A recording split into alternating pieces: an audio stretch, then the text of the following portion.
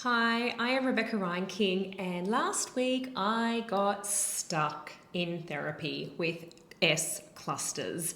And I want to show you the 3 cues that usually have a really high success rate for me that did not work for this student. And then I'll show you what eventually did work. And here's the thing, as speech pathologists, I think this highlights how we need to have all those different cues and tips and tricks in our pocket, because when your go-to fails, it's like, what are you going to do next? So here was my first go-to. My first cue for SW clusters, so words like sweet and swing and sweep and swim, was to use these 2 animal cues. Now here's my rationale. This child was very familiar with these cues because we'd used them in the start of therapy. So I knew that they knew that this was the sound, and I knew that they knew that this was w.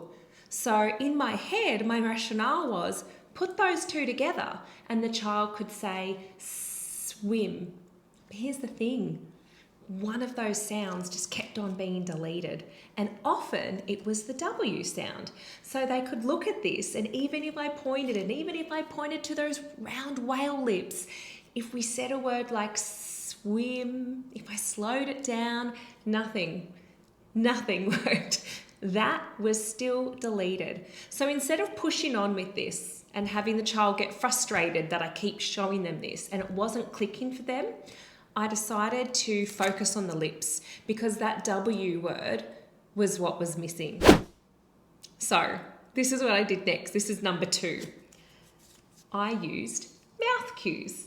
I thought if I could show the child that we're going to go from those smiley lips to those round lips, and if I really emphasize on those round lips and even held them in front of my mouth and really got them ready, I thought that that combination would help them know and help them see and make it obvious what they needed to do with their mouths.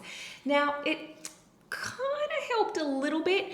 Like maybe once or twice I saw them round their lips and try to do but it just kept getting deleted, and that W just disappeared, and I could tell the child was getting frustrated. So I moved on to my next cue, my 3rd cue. Now I knew that this student really loved transport items, and we were playing around, and so I had these trains. And so we made the analogy and the leap that just how trains, click together and they stick together, so do some of our sounds. And we really have to try to stick the engine sound, the sound at the start, on with the W sound, the W. So we were looking at these cues, these 2 here, and we stuck them on the train. And I really thought that this would help them click and connect, because if that W sound wasn't said, like for swim, if it was sim, I would break the train away, and it would show the child that they're missing the piece. And again, it just got a bit frustrating for the child. And so I had to stop, because at this point in time, I was really focusing on the sounds, right? I was focusing on the S and I was focusing on the W, and I knew that the child could do the S. But what was I going to do for this W? Then I used my 4th trick, my 4th strategy in that session, and that was the one that worked. So I decided to focus on the W word, and I decided to do chaining. This is some chaining here. So I ignored this. I ignored the S just to start off with. And actually, in fact, I'm going to cut this sheet up because that's exactly what I did for this child. I didn't want a whole piece of paper to be overwhelming for the child. I didn't want them to see lots of pictures, and I didn't want them to lose their focus on what we were doing and what our goal was. So this is exactly what I did. I cut up this strip so it's like this, and I folded the parts that they didn't need to see. I folded my snake over, and I folded over our target word, which was swing. So this was all the child could see, wing. And I had them practice this because I knew that they could say words with W, but what was happening is as soon as there was an SW cluster, that W disappeared. So let's do what we know. So we practiced the word wing. And I was like, that is wonderful. I love seeing those round lips. Can you do it again for me? Wing. And then I said, that is great. Now, I know that you know your snake sound, and I know that you know it does s. So do you think you can do that snake sound first and then say wing, that one that you just practiced, that one that you're really good at? Straight away, swing. Now, here's the thing. I didn't show this part to the child yet because I just knew it would go back to sing, and I wanted to experience success because we just had, a couple of cues that were hard for the child. So I kept doing that, and I would just fold that open. And then I went to the next strip.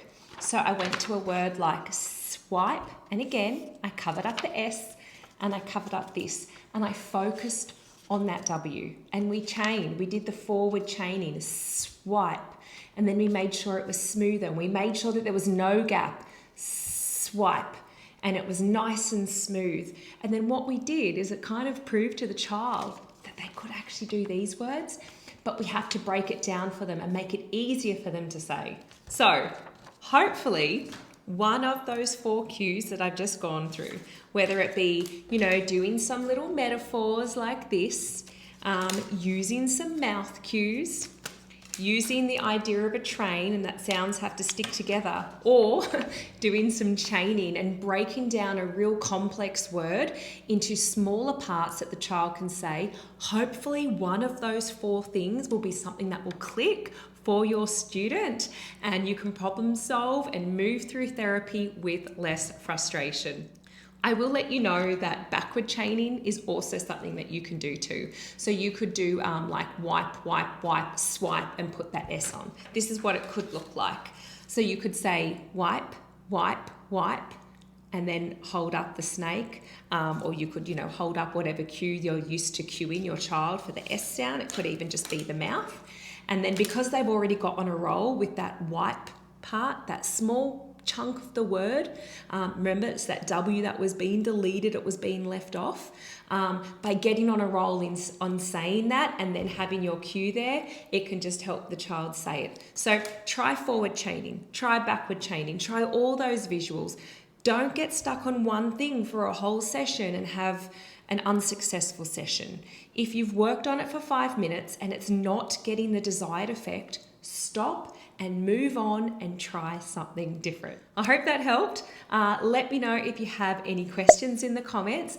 All of the links to any of these visuals we'll put in the comment section down below, so that if you need any help with eliciting those S clusters, hopefully one of those can help you and your students.